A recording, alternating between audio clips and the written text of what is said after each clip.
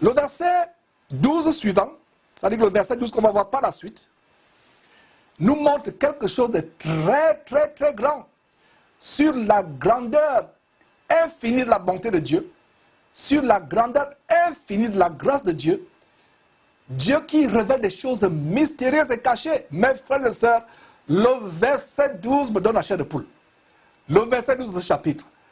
Grâce soit rendue à Dieu qui nous montre des choses mystérieuses et cachées. Il y a des gens qui m'appellent souvent, qui disent, Georges, j'ai eu tel songe, tel cauchemar, qu'est-ce que tu en penses? Oh, bien-aimés frères et sœurs, ne m'appelez plus jamais pour me demander qu'est-ce que je pense de votre songe. Je connais une seule personne qui révèle des choses mystérieuses et cachées.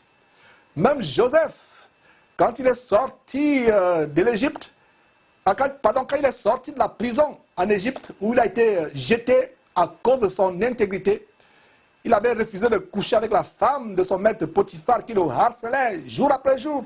Couche avec moi, couche avec moi. Et le jeune adolescent, très beau de taille et de figure, dit à cette femme, comment pécherai-je contre Dieu et commettrai-je un aussi grand péché?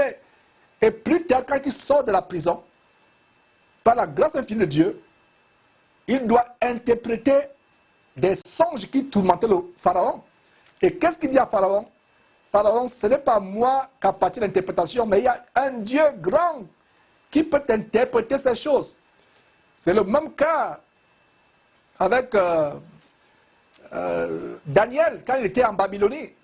Les rois de Babylone, Nebuchadnezzar ou Darius, avaient eu des songes qui les tourmentaient. Au point où le roi de Babylone décide de tuer tout le monde. Non seulement il a rêvé, il dit, j'ai rêvé, mais j'ai oublié le rêve. Donc, rappelez-moi d'abord, dites-moi le rêve que j'ai rêvé et que j'ai oublié, et ensuite l'interprétation. Les gens lui disent, aucun homme sur terre ne peut vous révéler de telles choses. Vous demandez des choses grandes, mais il y a un Dieu, le seul Dieu de l'univers, très grand, qui interprète les choses cachées. Dieu nous annonce les choses cachées, soit par des rêves, soit par des songes, soit par des prophéties. Et le verset 12 nous montre quelque chose de très grand par rapport à une révélation des choses mystérieuses et cachées. Alors, pendant que Jacob se rend à Charan, il a un songe qui lui montre par anticipation Jésus-Christ comme étant la seule porte qui conduit à Dieu au ciel, la seule porte. Alors, lisons le chapitre 28 au verset 12. Les choses commencent à être tellement intéressantes, mes frères et sœurs. Cette partie me rend joyeux quand je la partage avec vous. Alors, le verset 12 dit ceci. Jacob, eut un songe, et voici une échelle était appuyée sur la terre. Notez très bien, soulignez, une échelle était appuyée sur la terre. Vous allez comprendre pourquoi. Jésus n'est-il pas descendu sur terre? Il a déjà expliqué en tout cas, mais je vais revenir là-dessus encore et encore et encore. Donc, il eut un songe, et voici, une échelle était appuyée sur la terre. Normalement, qu'une échelle va s'appuyer sur terre, mes frères et sœurs, pour prendre l'appui. Pour nous sauver, il fallait que Jésus vienne sur terre, prendre l'appui d'abord sur la chair que vous et moi, nous avons. Malgré le fait que le sang venait de Dieu, le sang venait de Dieu, le sang ne venait pas d'un homme. C'est que la chair que Marie a prêtée pour que Jésus vienne sous forme humaine sur terre. Alors, voici verset 12. Je vais d'abord lire ce verset. Je suis tellement impatient de vous expliquer de grandes choses, mes frères et sœurs, mais nous allons les partager. Donc, verset 12. Jacob eut un songe, et voici une échelle était appuyée sur la terre, et son sommet touchait au ciel. Et voici, les anges de Dieu montaient et descendaient sur cette échelle. Verset 13. Et voici, l'Éternel se tenait au-dessus d'elle. Et l'Éternel dit, je suis l'Éternel, le Dieu d'Abraham, ton père, et le Dieu d'Isaac. La terre sur laquelle tu es couché, je la donnerai à toi et à ta postérité. Verset 14. Ta postérité sera comme la poussière de la terre. Tu t'étendras à l'Occident et à l'Orient, au septentrion, c'est-à-dire au nord, et au midi, le midi, c'est-à-dire au sud. Et toutes les familles, notez très bien, et toutes les familles de la terre, même les familles au fond de la Sibérie, même les familles au fin fond de la forêt équatoriale, chez les Pygmées, ou chez les Indiens de l'Amazonie au fin fond. Il a dit quoi? Toutes les familles de la terre seront bénies en toi et en ta postérité. Verset 15. Voici, moi l'Éternel, suis avec toi. Je te garderai partout où tu iras. Je te ramènerai dans ce pays, car je ne t'abandonnerai point que je n'ai exécuté ce que je te dis. Voilà, Dieu exécute toujours ce qu'il promet. Nombre chapitre 23, verset 19.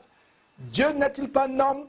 Dieu est-il un homme? Excusez-moi, je reprends. Nombre chapitre 23, verset 19. Dieu est-il un homme pour mentir ou fils de l'homme pour se repentir? Ce qu'il a dit, ne le fera-t-il pas? Ce qu'il a déclaré, ne l'exécutera-t-il pas? Voilà un petit bonus. Nombre chapitre 23, verset 19. Et c'est une grande promesse, mes frères et sœurs. Donc, si il y a une promesse qui a été faite à ton sujet, mon frère, ma sœur, à savoir que Dieu te sortira de cette prison, ou Dieu te sortira de ce blocage que tu as pendant des années, ne doute pas, frère, ne doute pas, sœur. Alors, passons un peu de temps sur cette grande révélation du verset 12 au verset 15 de Genèse chapitre 28. Donc, Dieu donne à Jacob cette vision d'une échelle qui pénètre le ciel et par laquelle les anges de Dieu montent et descendent. Il est très intéressant de voir comment Jean, inspiré par le Saint-Esprit, parle exactement de cet extraordinaire événement.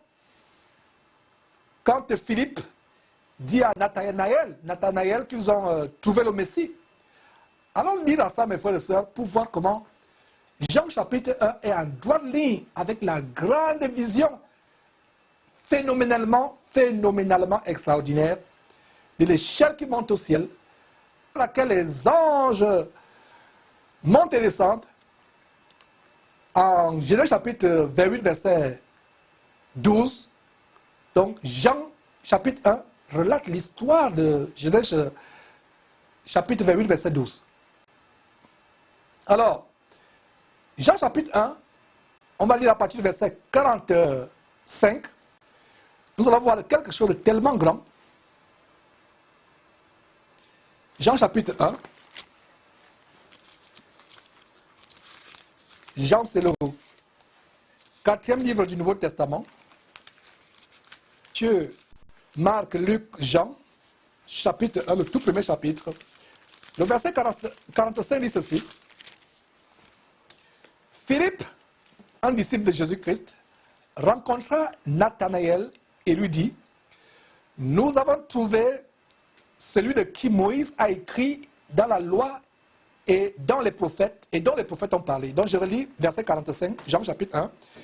Philippe rencontra Nathanaël et lui dit, « Nous avons trouvé celui de qui Moïse a écrit dans la loi et dans les prophètes, et dont les prophètes ont parlé, Jésus de Nazareth, fils de Joseph. » Verset 46. Nathanaël lui dit, « Peut-il venir de Nazareth quelque chose de bon? » Et nous voyons ici, par cette question de Nathanaël, qui dit, « Peut-il venir de Nazareth quelque chose de bon? » Nathanaël était tout simplement sceptique. Il ne pouvait pas croire, car pour lui, rien de bon ne pouvait venir de Nazareth. Alors, Philippe lui répondit, toujours le verset 46 de Jean chapitre 1, Philippe lui répondit, « Viens et vois. » Verset 47, Jésus, le merveilleux Seigneur Jésus, voyant venir à lui Nathanaël, dit de lui, « Voici un Israélite dans lequel il n'y a point de fraude. » Vous ne comprenez pas encore la révélation dans ce verset. Mais si je vous rappelle que le nom de Jacob plus tard a été changé à Israël, et que Jacob était le symbole de fraude, d'escroquerie, donc on peut lire ce verset en disant, voici un Israélite, un descendant de Jacob, en qui il n'y a pas de Jacob. Ça dit de fraude. Est-ce que vous comprenez très bien? Je reprends. Le verset dit, voici vraiment un Israélite. Israélite signifie descendant d'Israël, Jacob. Donc avant que Jacob, l'escroc, le fraudeur, le faussaire ne soit transformé, il s'appelait Jacob. À plus tard, après sa transformation, au bout de 20 ans de transformation, il est devenu Israël.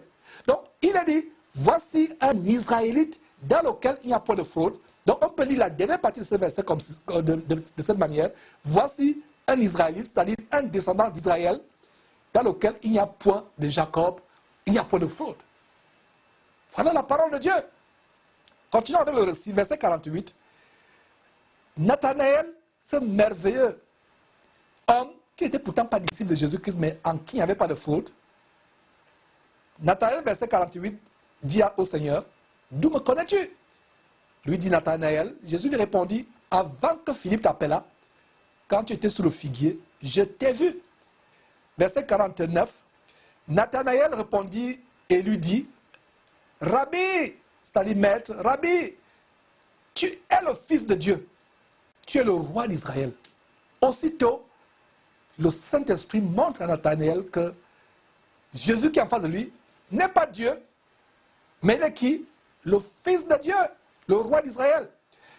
Verset 50, Jésus lui répondit, parce que je t'ai dit que je t'ai vu sur le figuier, tu crois? Tu verras de plus grandes choses que celles-ci. Verset 51, et il lui dit, en vérité, vous verrez désormais le ciel ouvert et les anges de Dieu monter et descendre sur le Fils de l'homme. Monter et descendre sur qui? Sur le Fils de l'homme. Et qu'est-ce qu'on voit dans Genèse chapitre 28, verset 12? Des anges qui montent et descendent sur qui? Sur l'échelle. Conclusion, l'échelle que Jacob a vue, c'était la porte du ciel. Selon Jean chapitre 10, Jésus-Christ est la porte du ciel. Selon Jean chapitre 14, verset 6, le chemin qui mène à Dieu. Nul ne va au Père que par lui. Parlez-moi de l'infinie grandeur de la parole de Dieu, impeccablement, extraordinairement merveilleuse. En voilà une. Que la parole de Dieu est merveilleuse. Vous comprenez pourquoi j'étais impatient de partager ces choses avec vous. Impatient. Ouais. Dans cette histoire de Jean chapitre 1, il y a deux aspects qui nous lient à l'histoire de Genèse chapitre 28, verset 12. Un, il y a quelqu'un qui s'identifie à Israël, c'est-à-dire qu'il est descendant d'Israël, Nathanaël, mais il n'y a pas lui de fraude, c'est-à-dire que la partie charnelle de l'Israël transformé qui était Jacob. Et deuxièmement, Jésus reprend la même histoire. Jésus rappelle à Nathanaël, tu verras ce que mon ancêtre dans la chair avait vu il y a des centaines et des centaines et des centaines d'années. Tu verras le ciel ouvert, les anges de Dieu monter et descendre sur le Fils de l'homme. Mes frères et sœurs, c'est exactement ce que Jacob vit en Genèse, chapitre 28, verset 12. Retournons à ce verset. C'est exactement ce qu'il a vu. Jésus nous explique le songe de Jacob et nous révèle qu'il est l'échelle, cette échelle qui mène à Dieu, sur laquelle les anges montaient et descendaient. Que cette échelle est une image de lui-même, Jésus-Christ. Et que si vous ne passez pas par cette échelle, vous ne verrez point Dieu. Mes frères et sœurs, j'ai la chair de poule. Je ne sais pas qu'en est-il de vous, mais en découvrant ces vérités, ça ne peut que produire la joie. La joie, mes frères et sœurs, vous connaîtrez la vérité. La vérité vous affranchira. Est-ce que vous pouviez savoir un instant que l'échelle que Jacob a vue des centaines et des centaines d'années plus tôt, que Jésus lui-même était cette échelle, et Jésus lui-même explique à un descendant d'Israël, en qui il n'y avait pas le côté fraudeur de Jacob, il lui explique que cette échelle-là, c'est moi, et tu verras justement cela, tu verras le ciel ouvert, comme Jacob, mon ancêtre selon la chair a vu cette échelle, et sur laquelle les anges montaient et descendaient. Je suis cette échelle. Moi qui te parle, tu ne peux aller à Dieu qu'en passant par cette échelle. Mes frères et sœurs, c'est merveilleux de voir comment ces gens, par son évangile, inspiré par le Saint-Esprit, qui a reçu de Dieu, d'exposer ces extraordinaires révélations de Jésus-Christ comme étant la seule porte qui mène à Dieu. C'est pour cela qu'il est dit, selon Jean chapitre 10, verset 9, Jean 19, Jésus dit, je suis la porte. Je suis la porte. C'est pour ça que Jean aussi est celui qui relate en Jean chapitre 1 cette histoire de l'échelle sur laquelle les anges montent et descendent. Et Jean plus tard, donc chacun a reçu, mes frères, entre parenthèses, chacun a reçu un don de Dieu d'exposer un aspect particulier des évangiles. Jean est celui qui a exposé comment Jésus-Christ est la porte qui va à Dieu, clairement. Et dans Jean chapitre 10, verset 9, notez tout simplement, mes frères et sœurs, pour qu'on gagne du temps. Je suis quoi? La porte. Si quelqu'un entre par moi, il sera sauvé. Voilà l'échelle que Jacob a vue en Genèse chapitre 28, verset 12, sur laquelle les anges montaient et descendaient. Notez aussi Jean chapitre 14, verset 6, les versets que vous devez mémoriser. Voilà le b.a.-ba des chrétiens. Comme un enfant qui va à l'école primaire, il apprend l'alphabet A, B, C, D jusqu'à Z. Voici les b.a.-ba. Jean chapitre 10, verset 9. Mémorisez ce verset, s'il vous plaît. Je suis la porte. Si quelqu'un entre par moi, il sera sauvé. Jean chapitre 14, verset 6. Je suis le chemin, la vérité et la vie. Nul ne va au Père que par moi. Et c'est la même chose que le Saint-Esprit reprend par l'entremise de l'apôtre Pierre plus tard. Pierre qui a été persécuté pour le nom de Jésus-Christ. Voilà ce qu'il révèle. Plus tard, en Actes chapitre 4, verset 12. Il n'y a de salut en aucun autre. Il n'y a sous le ciel aucun autre nom qui ait été donné par lequel les gens peuvent être sauvés, si ce n'est le nom de Jésus-Christ. Actes chapitre 4, verset 12. Voilà les versets élémentaires, les rudiments, les b.a.-ba du chrétien à mémoriser. Il n'y a de salut en aucun autre, car il n'y a sous le ciel aucun autre nom qui ait été donné parmi les hommes par lequel nous devions être sauvés. Donc, Mahomet, Bouddha, Krishna, la Vierge Marie, toutes ces choses, toutes ces personnes ne sont pas les portes qui mènent à Dieu, mais elles sont plutôt les portes qui mènent en enfer. Bouddha, Mahomet, Krishna, la fausse Vierge Marie.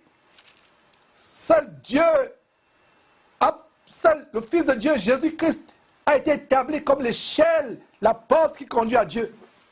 Et il y a un détail tellement intéressant. Alors, retournons à Genèse chapitre 28, mes frères et sœurs.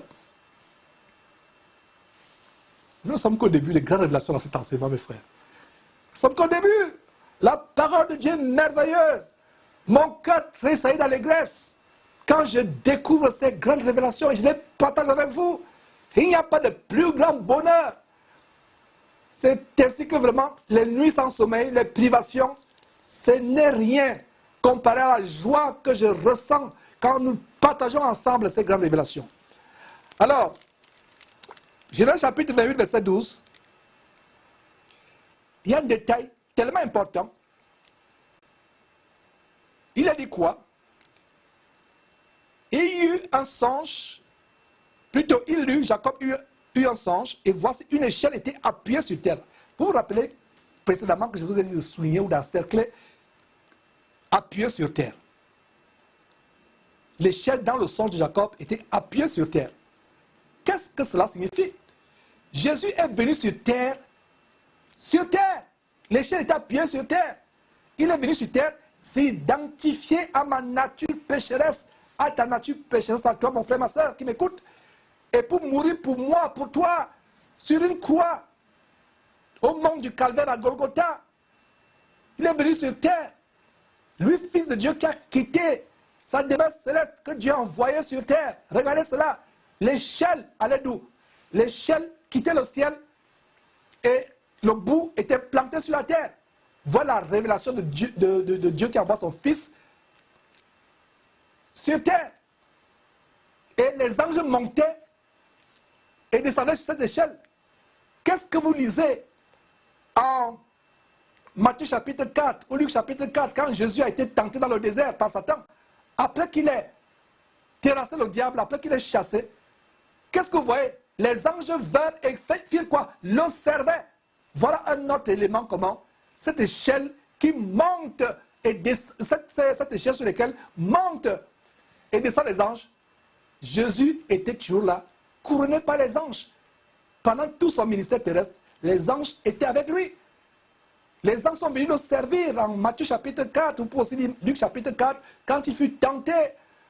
par le diable dans le désert, terriblement après avoir passé 40 jours et 40 nuits sans manger. Et quand il a surmonté cette tentation, le diable s'est en allé, il a fui. Et les anges sont venus le servir. N'est-ce pas merveilleux? Chaque détail dans l'Ancien Testament a son application dans le Nouveau Testament. Il suffit de trouver. C'est pour ça que vous devez beaucoup lire la parole de Dieu. Voilà. Jésus est venu sur terre, s'identifier à ma nature terrestre, la poussière. Regardez quand Dieu crée Adam. Tu es poussière et tu retourneras à la poussière. Dieu fit Adam la poussière de la terre. C'est pour ça que Jésus est cette échelle qui est descendue. Cette échelle touchait, était appuyée sur la terre. Il n'y a rien de hasard dans la parole de Dieu. Quelle merveilleuse nouvelle de savoir que cette échelle est descendue jusqu'à toucher le sol de la terre, afin que vous et moi puissions y monter. Parce que c'était suspendu à 100 mètres. Oh, il n'y avait pas de drones à l'époque, les drones. Il semble qu'aujourd'hui, il y a même les taxis maintenant en drone. Non, il n'y en avait pas. Et même si vous avez un drone, on ne va pas jouer avec les drones. Ce n'est pas monter physiquement, c'est spirituellement. Mais frère et sœurs. Alors, regardez en détail. Cette échelle était jusqu'au sol. Parce que c'était suspendu, peut-être à 5 mètres, il y a des gens qui pouvaient sauter, attraper, monter. Non, elle est descendue jusqu'au sol, afin que même le plus minable de la terre puisse y monter. Même un paralytique, spirituellement parlant, physiquement parlant, puisse monter. Donc, quelle merveilleuse nouvelle de savoir que cette échelle est descendue jusqu'à se rabaisser au sol, appuyée sur terre. Regardez comment une petite phrase nous donne une révélation grande. L'échelle appuyée sur terre. Afin que vous et moi puissions y monter. Le sommet de cette échelle touchait le ciel, selon toujours le verset 12. Notez que maintenant, soulignons un autre aspect dans ce verset. Son sommet touchait le ciel. Donc il y a deux révélations. Première révélation, appuyée sur la terre. Deuxième révélation dans ce verset, un petit verset 12 peut nous faire avoir 1 heure d'enseignement, 2 heures d'enseignement. Mais on sera bref à ce niveau, on va évoluer. Donc, il y a appuyé sur terre, j'ai développé. Son sommet touchait où? Au ciel. Son sommet touchait au ciel. Sur le verset 12. Ce détail est illustré par Éphésiens chapitre 1. Restons sur ce verset. Notez tout simplement Éphésiens chapitre 1, verset 20. Donc, ce détail du sommet de l'échelle qui touche au ciel est illustré par Éphésiens chapitre 1, verset 20, qui révèle que Dieu a fait asseoir Jésus-Christ à sa droite dans le ciel. À sa droite dans le ciel. Il y a un autre détail dans ce passage au verset 13.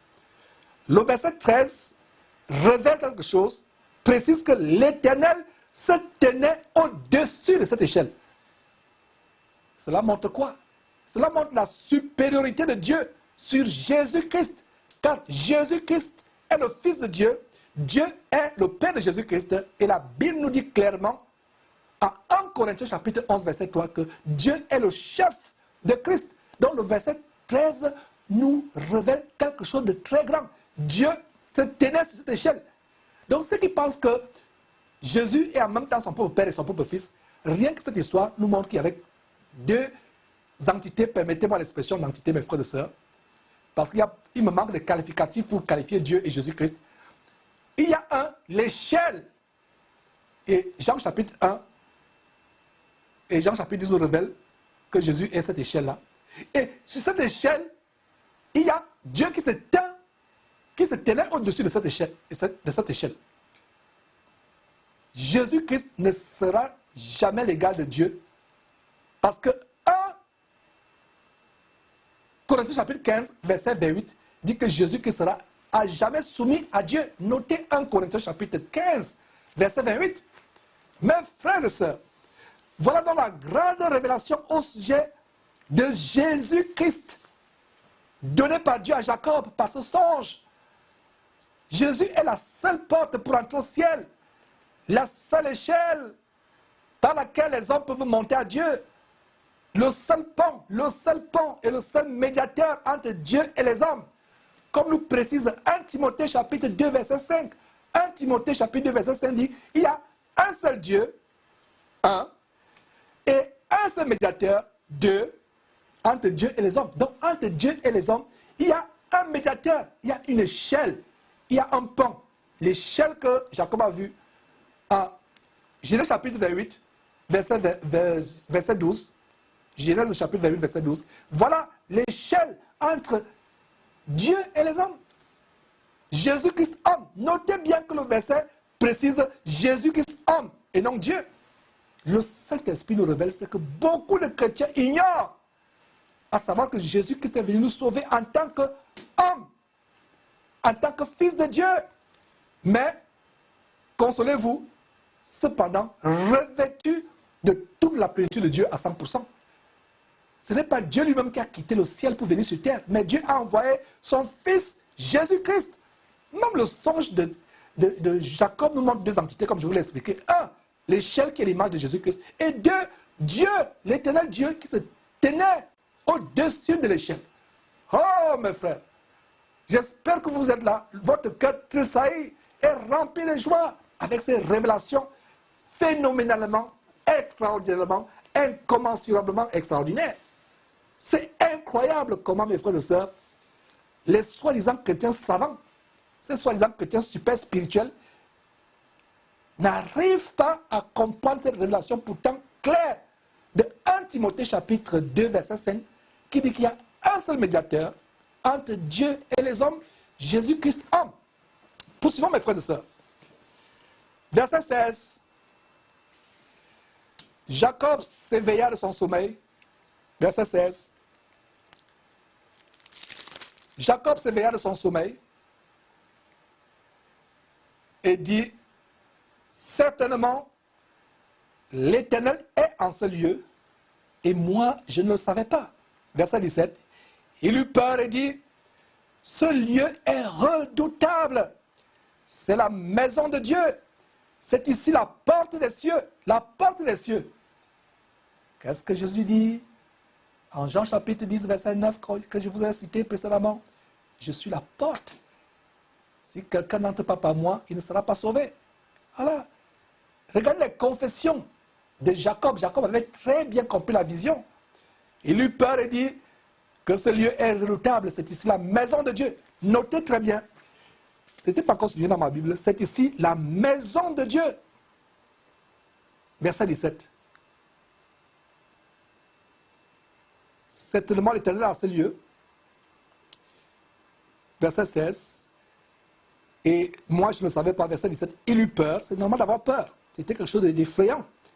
Une longue échelle qui est appuyée sur terre et qui, de sommet, touche le ciel. Et Dieu se tient au-dessus de cette échelle. Et ce lieu est redoutable. C'est ici la maison de Dieu. Donc, on souligne, c'est ici la maison de Dieu.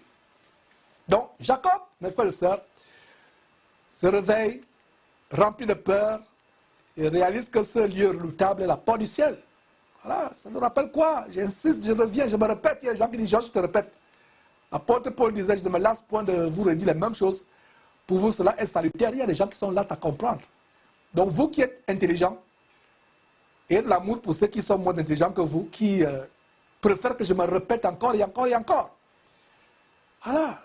Donc Jacob se réveille rempli de peur et réalise que ce lieu est redoutable, que c'est la porte du ciel. Cela nous rappelle quoi? Jean chapitre 10.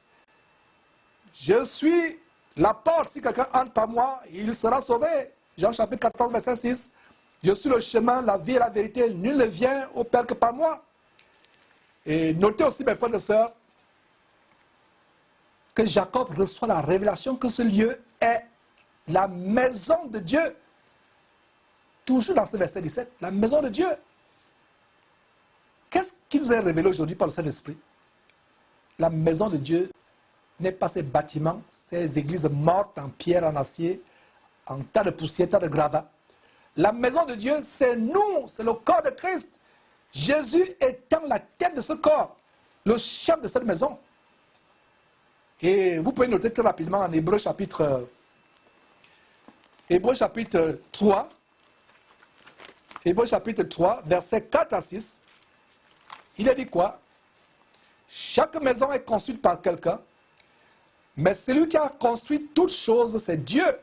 Verset 5 pour Moïse, c'est-à-dire Moïse a été fidèle dans toute la maison de Dieu, comme serviteur, pour rendre témoignage de ce qui devait être annoncé. Mais verset 6, Hébreux chapitre 3, verset 6, Christ l'est comme fils sur sa maison. Et sa maison, c'est nous. La maison de Christ, c'est nous. Et regardez comment, mes frères et sœurs, là où il y avait cette échelle dont le sommet touchait le ciel, sur laquelle Dieu était tenu, c'est le lieu, c'est la maison de Dieu. Et c'était aussi une préfiguration de la maison de Dieu aujourd'hui, qui est le corps de Christ. Ce n'est pas des temples faits de pierres mortes, mais le temple vivant, qui est votre corps, vous et moi, et nous collectivement, nous formons tous le temple de Dieu. Continuons, mes frères et sœurs. Verset 18.